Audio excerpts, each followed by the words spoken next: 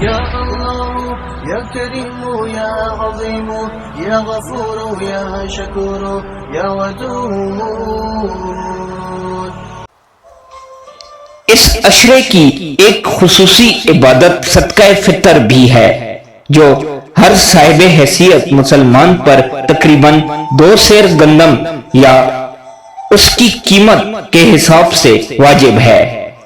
اس کی ادائیگی نماز عید سے پہلے ہونی چاہیے تاکہ قربا و نادار اپنی ضروریات خرید کر سب کے ساتھ خوشیوں میں شریک ہو سکیں۔